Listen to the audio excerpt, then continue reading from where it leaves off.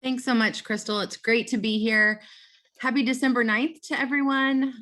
It's always, I would say I got emotional just kind of hearing Yared's story. And it reminds me that this is the reason why we got into education. This is the reason why we support our students in this state, is that we want every student to have a success story like that. So kudos to him, kudos to his family for being so involved and I would say so supportive kind of throughout his life. So I now have the pleasure to kind of talk to you about how you can be involved in kind of helping accelerate your child's learning. And so I'm excited to take this opportunity because it's not very often that TEA gets to be in front of parents and families. And so we always take that, the advantage to do that when we have that opportunity. So I'm going to begin sharing my screen.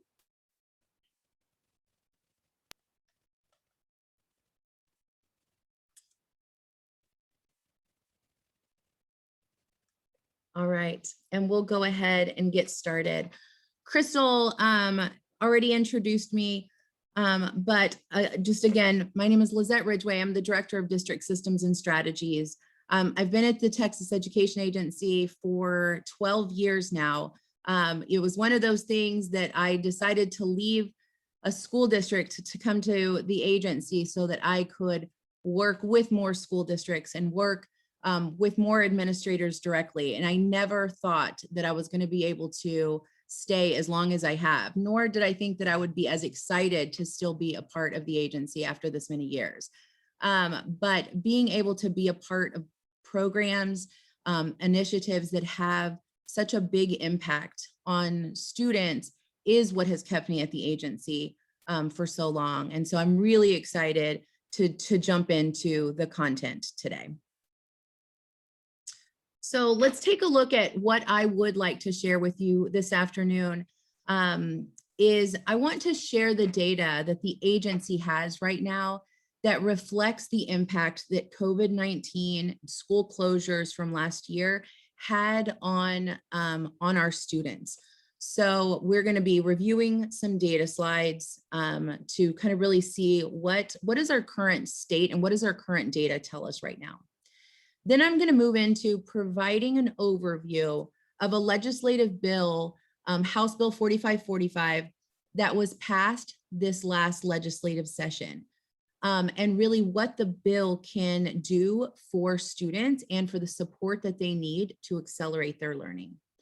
And then the last part of my presentation is I want to share the resources that you all as parents and family members can use with your students to support their learning and to really support the teachers and the schools in ensuring that our students are meeting grade level expectations and are ready for the work that they have ahead of them.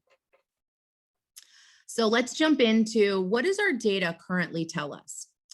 So if we were to first just kind of look at participation rates, we know that last year was a extremely hard year. We were in the middle of a pandemic, and it was something that in all of our years of education, we had never experienced something like this.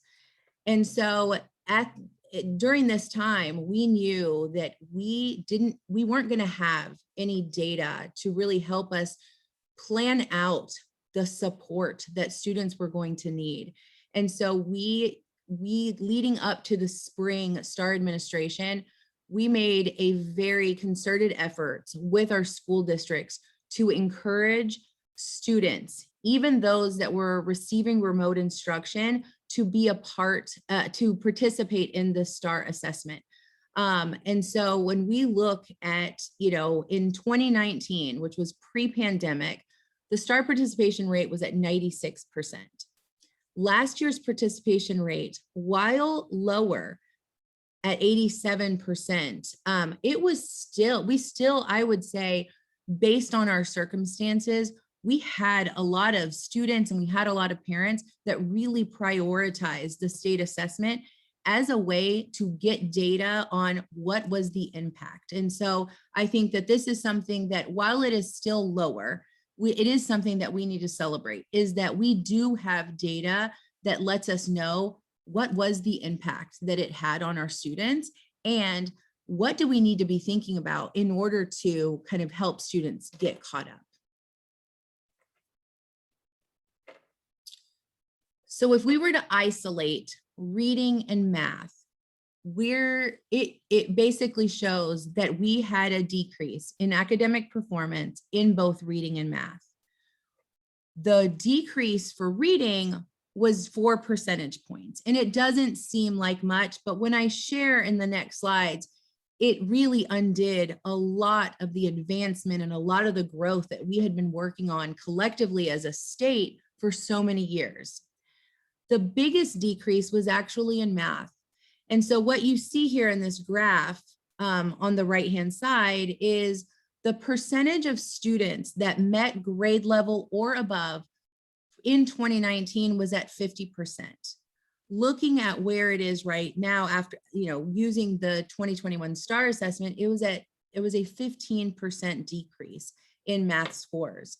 And while I think the biggest misconception that when we are meeting with parents and family members is, oh, well, that decrease was kind of across the board.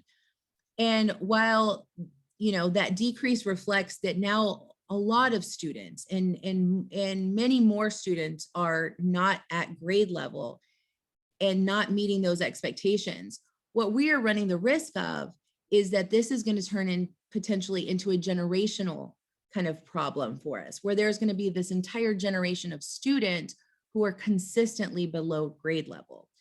And so when we look at kind of the impact and what the COVID-19 pandemic has really done is that we had been working so hard and really supporting schools and supporting teachers to ensure that the instruction that was being provided was really yielding the results, of seeing growth and more students really being at met grade level or above.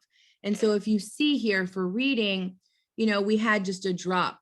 And so we're kind of at about 2017, the results that we had similar to 2017 now. So having to kind of start over in reading. But if you look at math, it's really has set the state back to where the performance is now, is that percentage of mastery has now set us back to about 2013.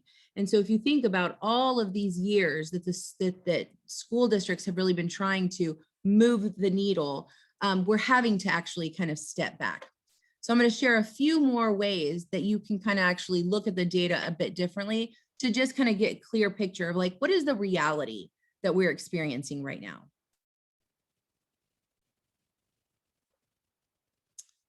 One of the takeaways that as we looked at the data was that students that were economically disadvantaged had a bigger decrease. And so it impacted students who were economically disadvantaged at a higher level than those that were not economically disadvantaged. So if you look at the reading, while not by much, 1 percentage point here, it is a larger gap that you're seeing here in math.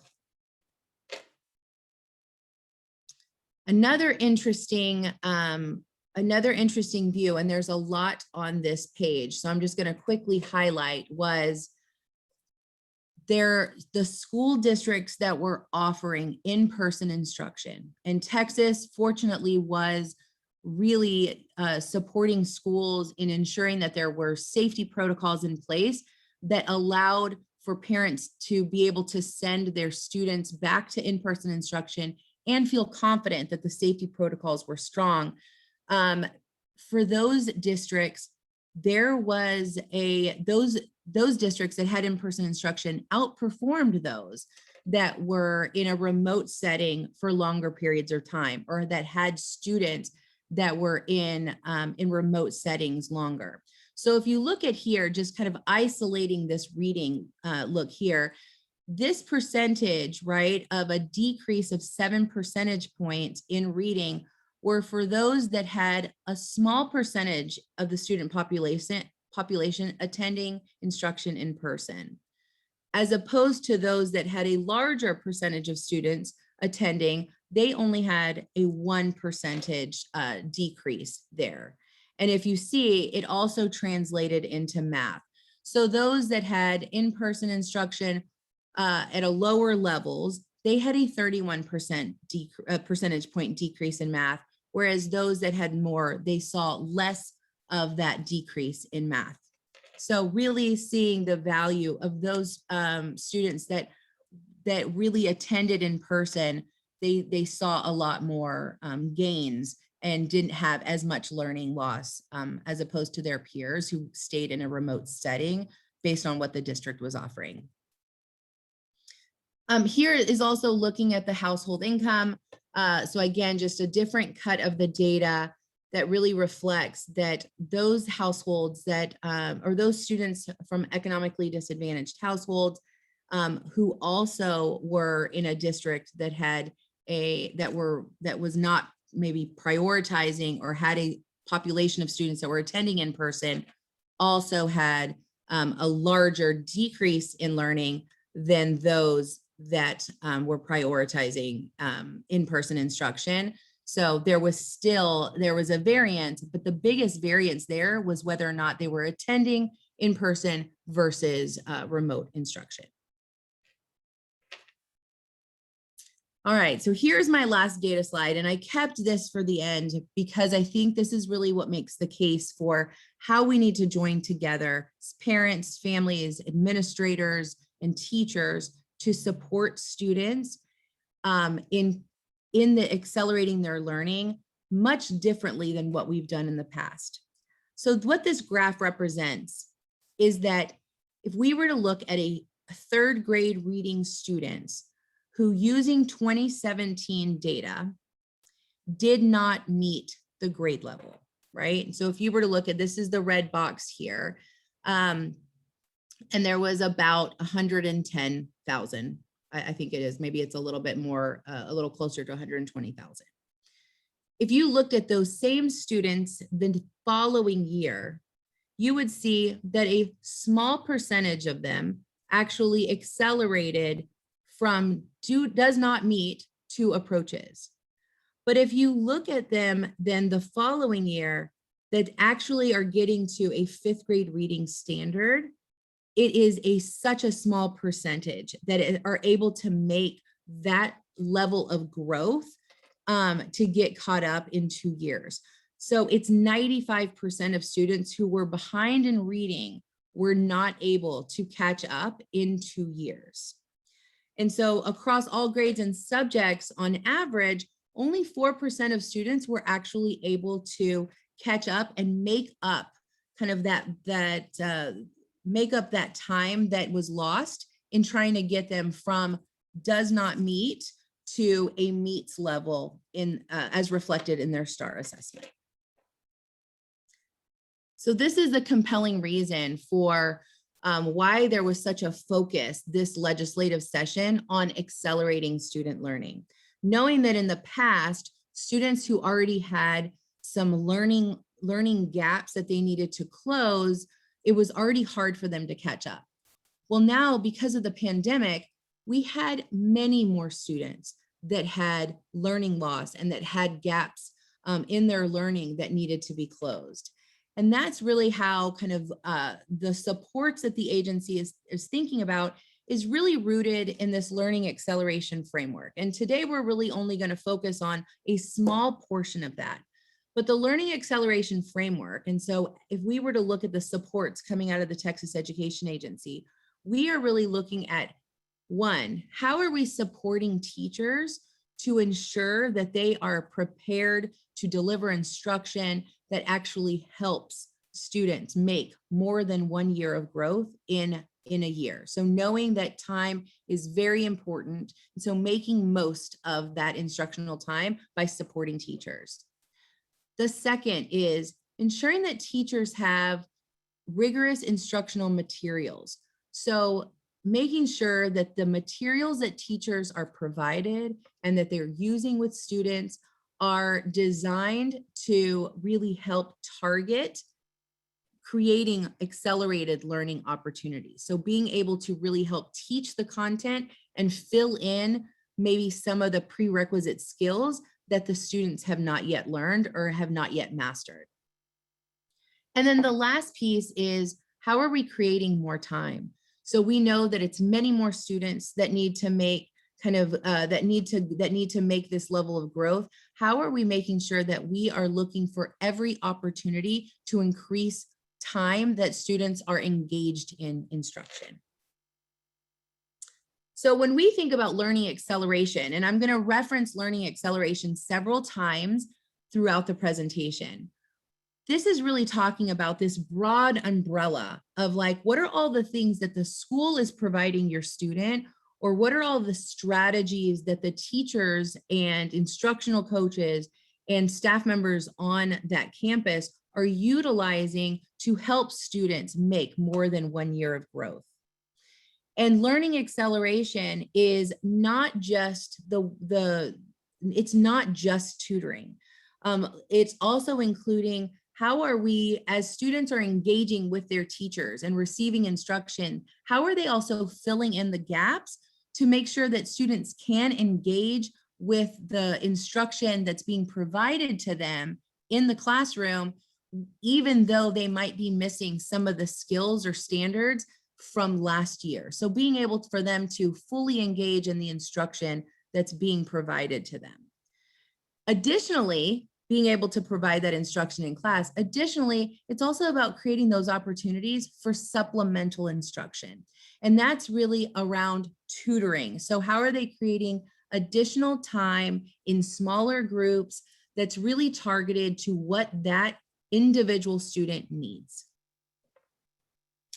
So how did the legislature really help us in creating the opportunities in districts and on campuses to really focus on accelerated instruction? House Bill 4545 was passed. It was signed into law this summer, and it does a couple of different things that I'm going to touch on today. The first thing that it kind of opened the door to be able to do is that students no longer have to retake the STAR assessment if they fail, right? The STAR is solely used to really identify what does the academic support for this student need to be. So giving a snapshot of what does this student know and what does the student not yet know that we need to really focus on in the next year. So in the past, if a student did not pass a STAR assessment, then that student could potentially be retained in a grade, and that is no longer part of the law. And so that was one of the things that House Bill 4545 changed. It also identified that if a student was not successful on the STAR assessment, then that student is entitled to receive intensive tutoring the next year to help them catch up, or to be placed with the highest performing, highest quality teacher to be able to provide that instruction for that student. It also involved parents in the student learning. So it created a requirement that for those that did not participate, for those that did not pass the STAR assessment, then they needed to have a specific written plan that really outlined what was the district and what was the campus going to do for that student to really support their academic growth. It was a way for parents to have some, I would say, visibility into how is the school supporting my student to make that level of growth. And then the last piece is it provided additional tools to schools. And one of the biggest tools that it provided to schools was money. There was an appropriation with this bill of about $150 million that was specifically for learning acceleration and to help schools think about how they were going to provide those additional supports to get higher quality teachers in those schools to really be able to provide the highest quality instruction. And that $150 million, while it seems like a lot of money, that was actually only a portion of the larger federal formula money that went to districts, which was closer to $16.2 billion.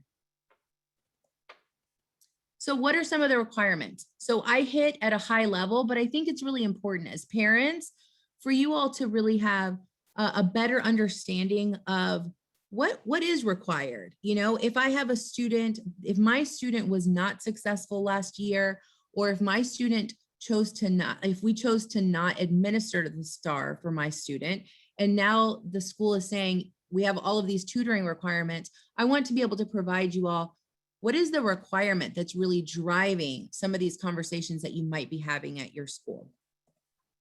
So let's look at the first one. And this is just a quick recap. Who does this impact? If your child took the STAR assessment last year and they did not achieve at least the approaches level when looking at their results, then that student is required to receive accelerated instruction. So if they were at did not meets, they are required to have accelerated instruction. If they were at approaches, at meets, or at masters, then this does not apply to them. As campuses are looking to see which students did not perform satisfactorily on the state assessment, they really have two options that they can pursue in order to provide accelerated instruction to a student. And I think it's important for parents to know what those two options are, because there is a level of opportunity there for parents to kind of give their preference. The first option is that a campus can meet the accelerated learning requirement for a student if they place that student in a teacher's class and that teacher is certified and has a designation of master, exemplary, or recognized. So if that is a teacher who has one of those designations, then that teacher has essentially a track record of being able to provide higher quality instruction. Parents have the opportunity in the lower grades to be able to request a particular classroom teacher if there is more than one teacher available in a particular grade level that can provide those services. So if there's more than one teacher that's, say, in 4th grade, then and you have a student who did not perform like satisfactorily on the assessment, then you're able to put in your request for the school. And in some cases, you know, the school has the ultimate decision on whether or not it is possible, but that is one way that a district can meet that requirement, is to put that student with a teacher that has a designation of master, exemplary, or recognized. Parents, if you all are interested in looking at the teacher assignment, right, you can look a teacher up, and I'll show that on the next slide. But the three options for a district is they can have their own system for designation. So they could designate the teacher as master, exemplary in their own system, or they can hire or support teachers who already have an active national board certification. So parents can look to see if there are any teachers in a particular grade level that actually have a national board certification. And then the last piece is that they can employ teachers that already have a designation because they received that designation in another school district. And the way that a parent would know that a teacher has a designation is actually by being able to pull up their State Board of Education certification. You can actually search teachers. You would be able to see their Texas Educator certification. You can see in what areas they're certified. And if they are designated as a master or recognized or exemplary teacher, you're able to see that on the certification. You could also ask a district if they had any teachers that had any kind of designation, or if they have a national board certified. And this is information that sometimes parents don't know. And this is a way that a district could also comply with providing accelerated instruction for students. The second option is the one that's more broadly and more widely used. The main reason why is because there are not that many teachers in the state of Texas that actually have a national board certification or any kind of additional designation of master, exemplary, or recognized. And that doesn't mean that our teachers are not high quality. It means that this opportunity to get that additional designation was just created in the last couple of years, and it is a longer process. So we expect that several more teachers over the next couple of years and in the long term will have this designation. But right now, it is a small percentage of teachers that carry this certification. So, or this designation. So for many school districts, option one is actually not a viable option for them.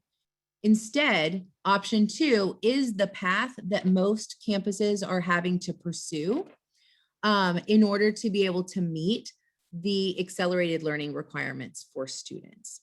And in option two, that is the requirement that if you have a student that did not meet at least the approaches level on the STAR assessment, the student is then entitled to receive at least 30 hours of supplemental instruction to help them address any of the missed learnings, any of the missed skills that they don't yet have. And this is applicable for students that took the STAR assessment in grades 3 through 8 in the STAR, as well as those that participated in end of course exams. So those that are in high school, they are also required to receive supplemental instruction. So when we look at supplemental instruction, I think it's important to note there are some parameters of when a student can actually be pulled out and receive this supplemental instruction. This goes above what is being provided in the classroom. It must be for a minimum of 30 hours, and it has to be provided in a small group. If the group is going to be larger, a parent has to sign over consent saying that they are okay with the tutoring group being larger than no more than 3 students to 1 teacher. And that teacher needs to be provided specific training on the instructional materials for tutoring. Tutoring needs to be provided so that the students aren't missing out on the foundational curriculum. So we don't want a student being taken out for tutoring, but then they're missing their English instruction for their current grade level. We also don't want them to be pulled out of the way that law is written. They can't be pulled out from enrichment curriculum. So they can't be pulled out from their music class where they would miss music because they have to participate in tutoring. And then the last one is it doesn't allow campuses to pull them out from recess or physical activity. So those they still need to be exposed to the same activities, the same curriculum as their students who don't require tutoring and don't, so that they're not missing on any of the grade level content. The other aspect of House Bill 4545 that I wanted to touch on is what was introduced as accelerated learning committees.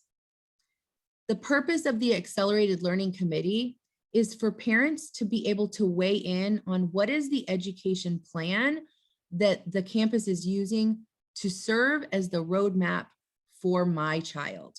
So how would I know what services, what support my child is receiving on campus to help accelerate their learning?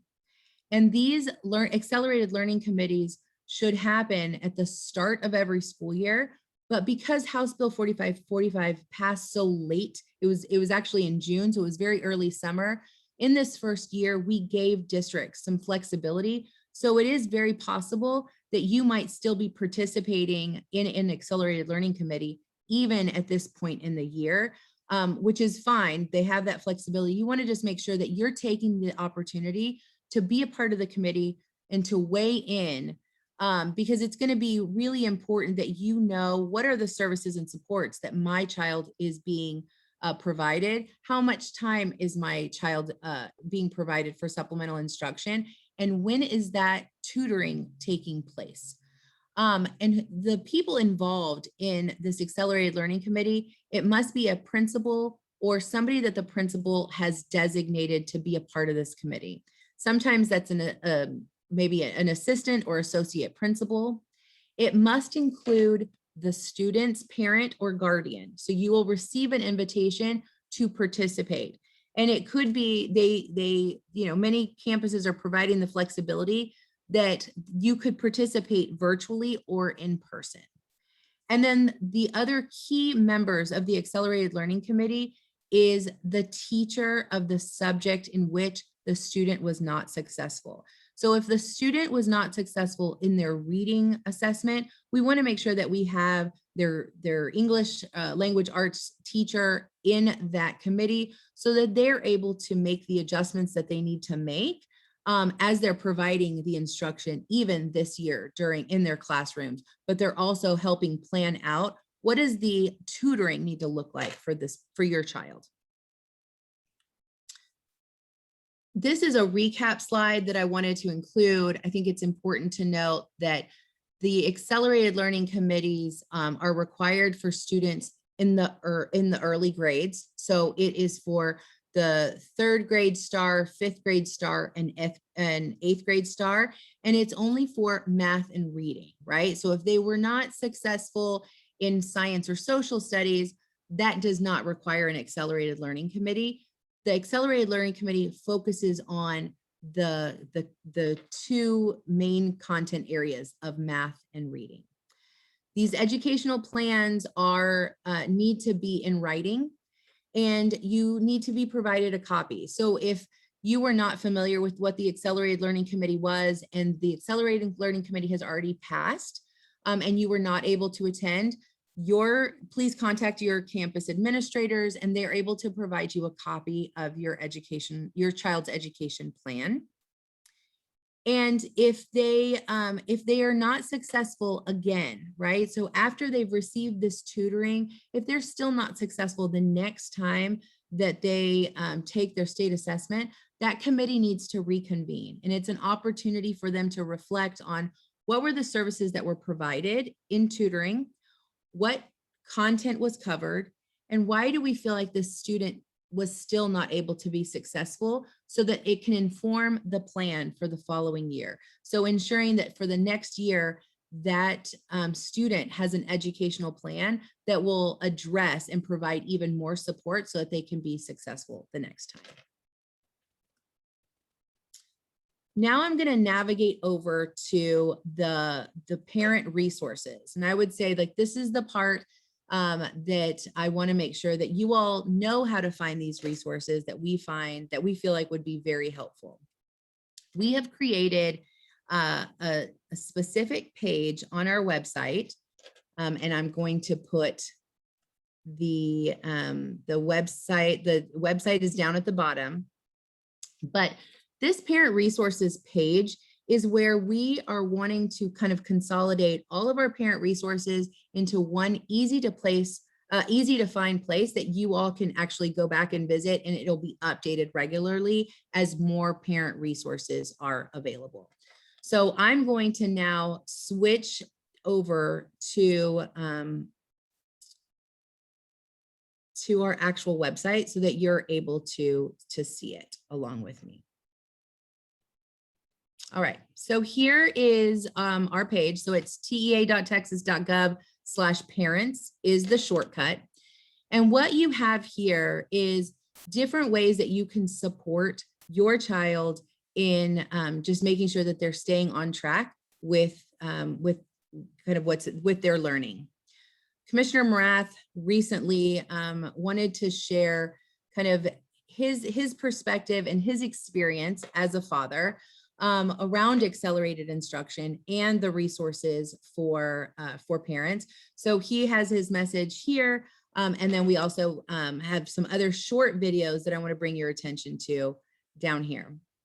So you might be thinking, Lizette, you just shared a lot around House Bill 4545. And I want to make sure that I know how I can quickly refresh my memory if I wanted to. That is the beauty of these quick videos that are on this page. And so I'm going to show you just a real quick one here. That's our House Bill 4545 overview. And they are about 45 seconds to about a minute and 15. So let's take a look at this first one.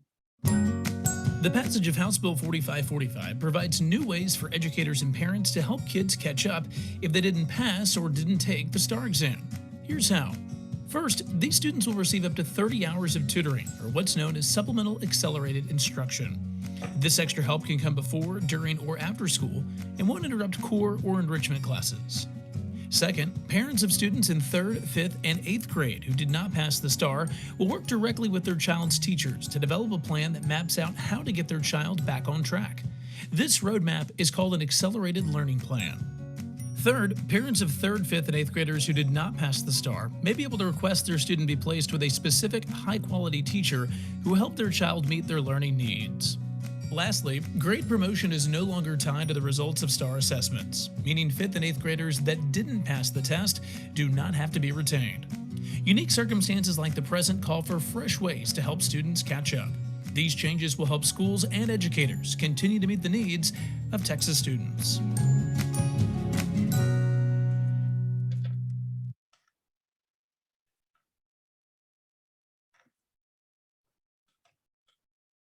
Oh my goodness. Hold on just 1 second. Going back.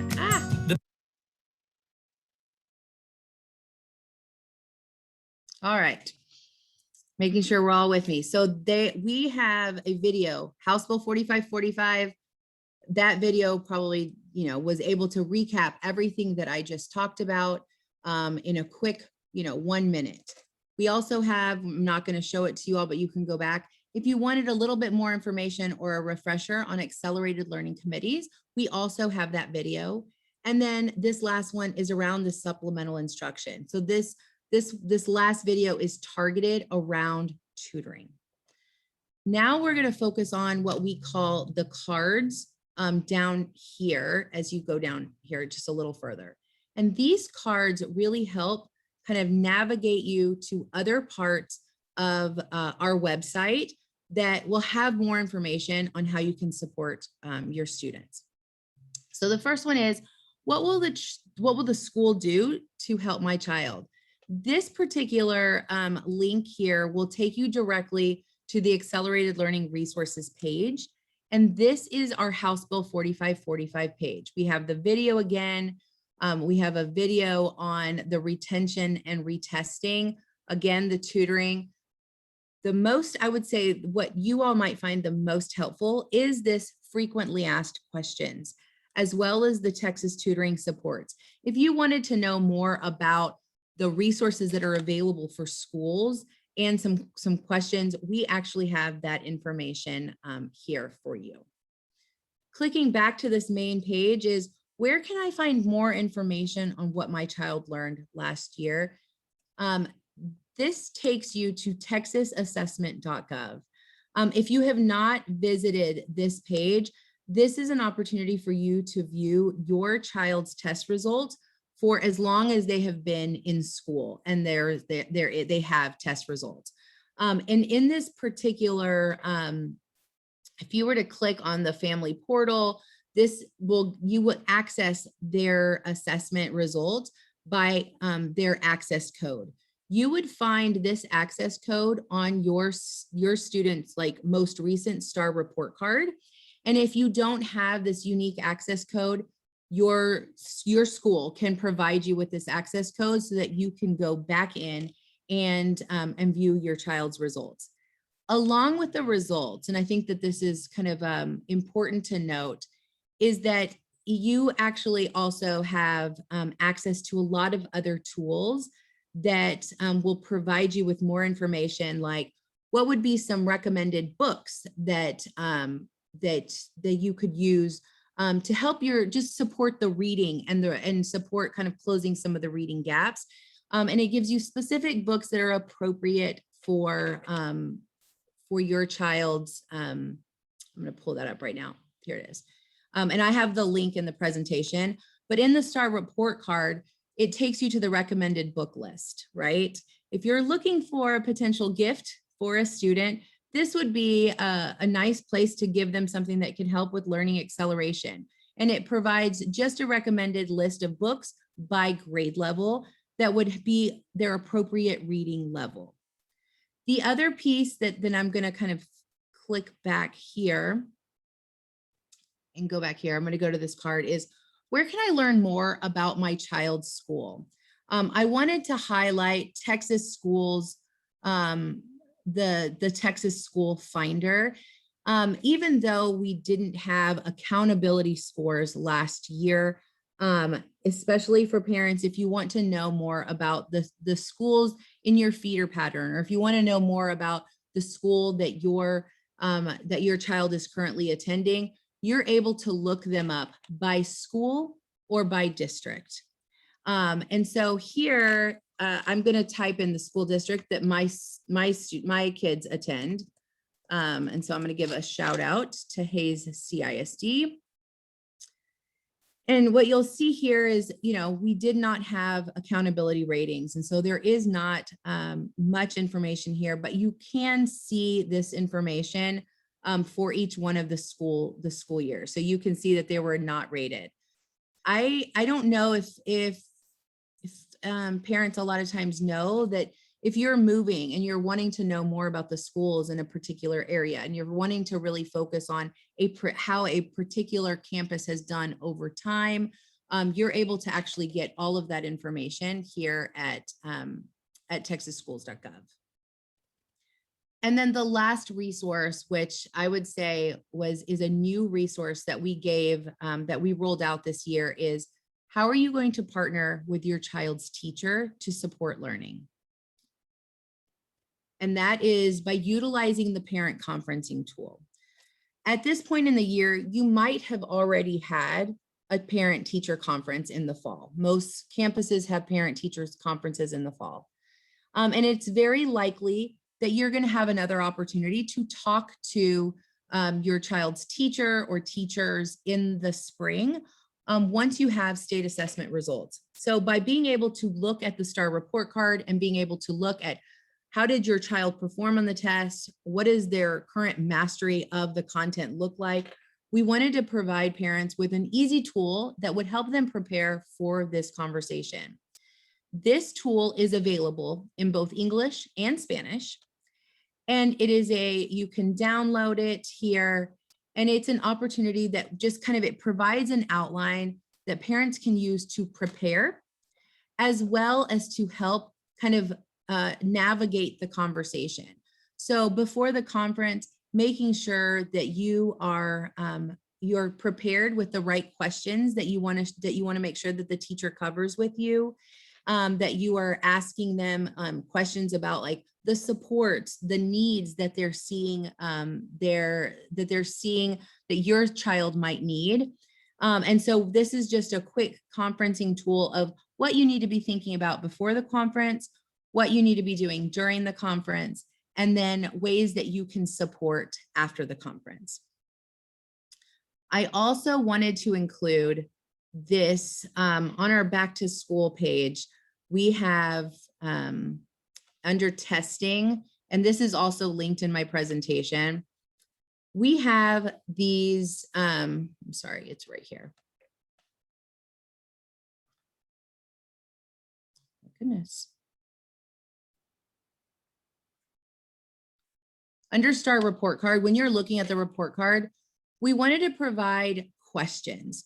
I would say one of the biggest requests that we get from parents sometimes is, I'm preparing to meet with my child's teacher. What are some questions that I should be asking them?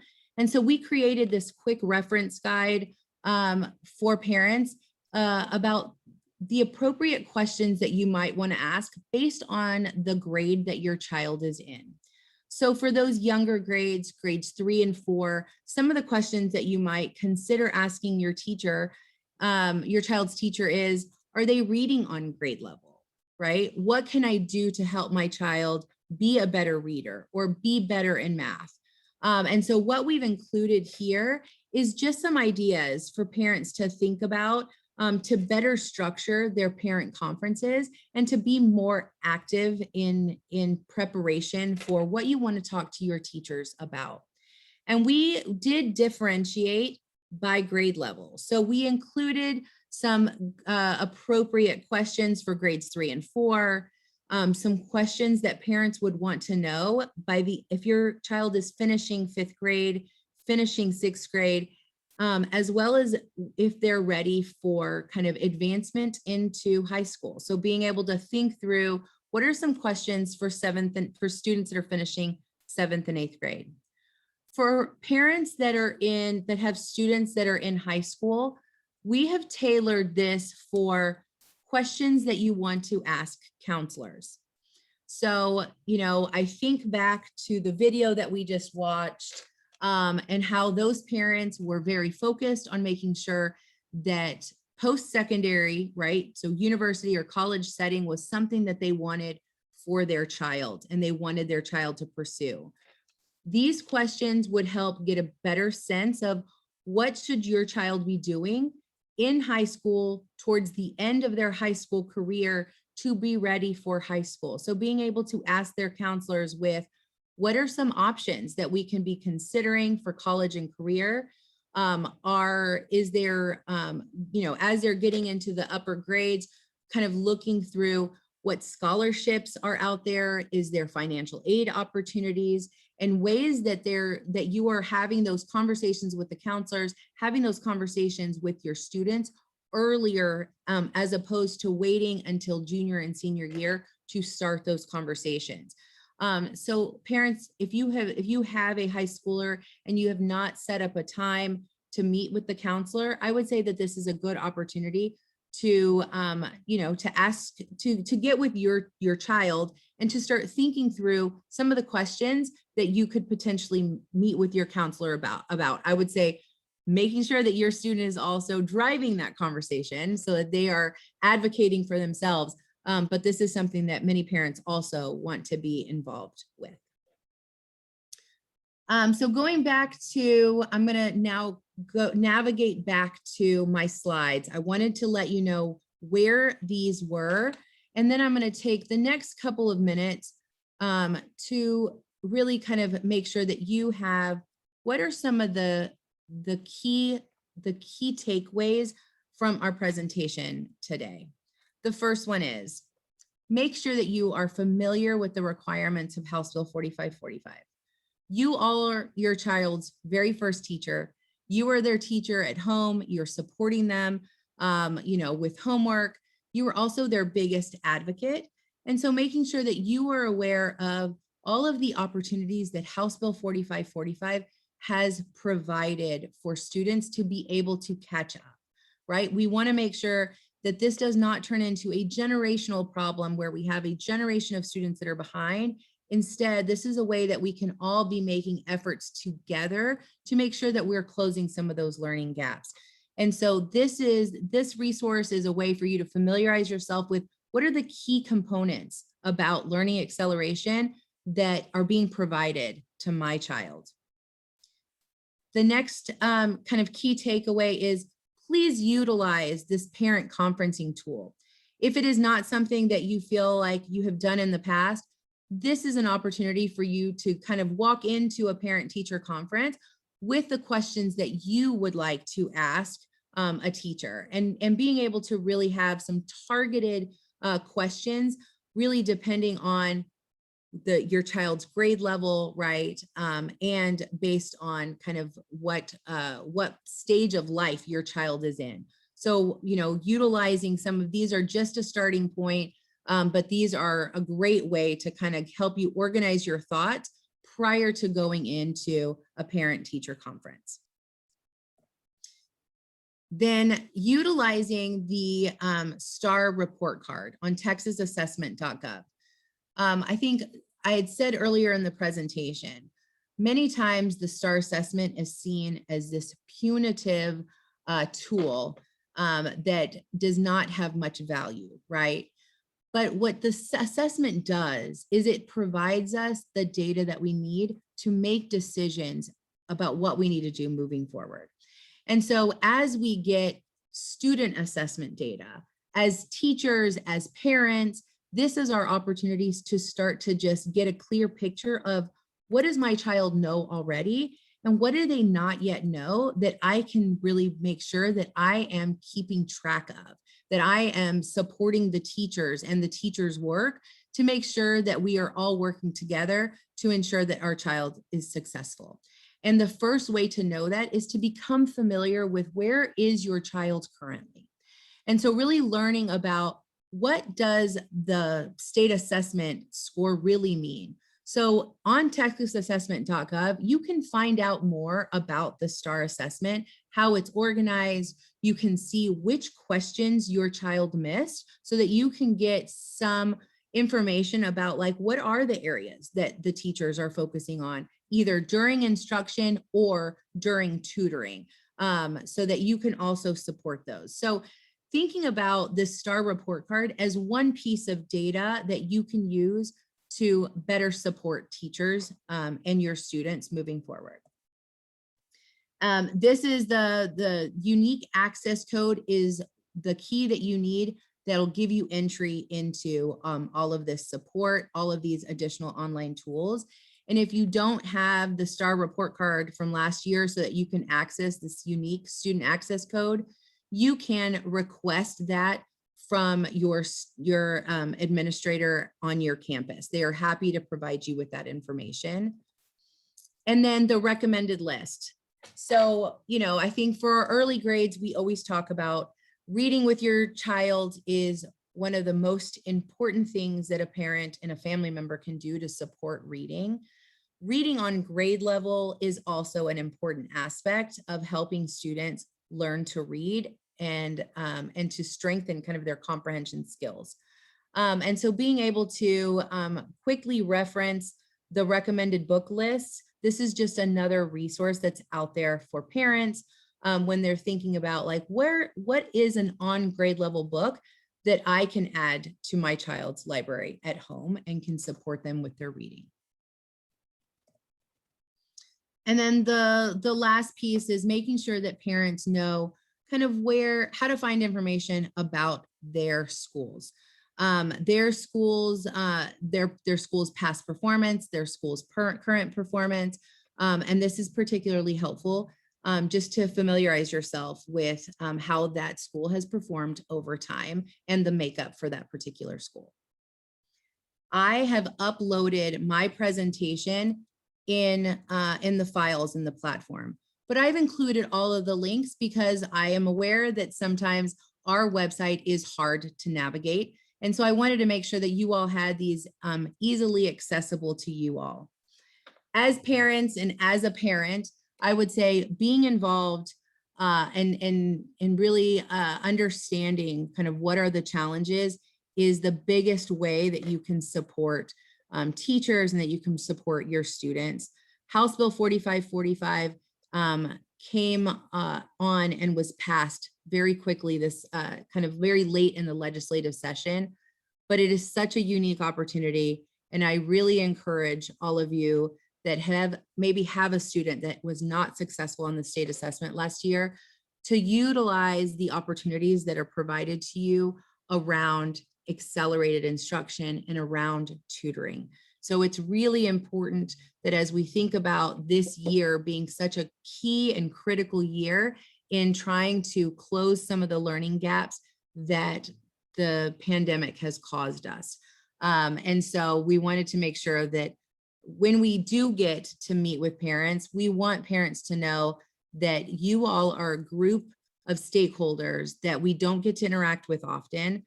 But we want to make sure that we are supporting you all as much as we are supporting schools. And so we take advantage of this to create resources that you all can use and that you all can really get a better understanding of how you can support your student and be an active member in their education. For those of you that are a little tech savvy, if you noticed on some of the slides, I've included QR codes. And I included the QR codes for the questions as well as the FAQ document for House Bill 4545. If you have a question for me, I included I think I included my email address earlier in the presentation. But if you've got questions around tutoring or around some of the requirements and some of the programs that campuses are doing to accelerate learning, I ask you to send us an email. We'd be happy to reply to your email. There's many times that we're able to hop on the phone and answer questions about some of the tutoring that's being provided. And we are also, able to partner with parents in helping them understand the STAR report card and other tools to help really accelerate learning. But if you haven't already, please, make sure that you are creating a relationship with your teachers, with your school counselors, so that there is a team of people around your child to make sure that they are successful in school. So I had said it, before, but I'm going to say it again. As a parent and as an advocate of all the students of Texas, I'm so excited to have this opportunity to share some of these resources. I know that the agency doesn't always get to be in front of you to highlight how we want to be your partner as you're supporting your students, but we are definitely here to partner with you, to partner with schools so that we have more success stories like the video that Gracie shared at the beginning of the session. But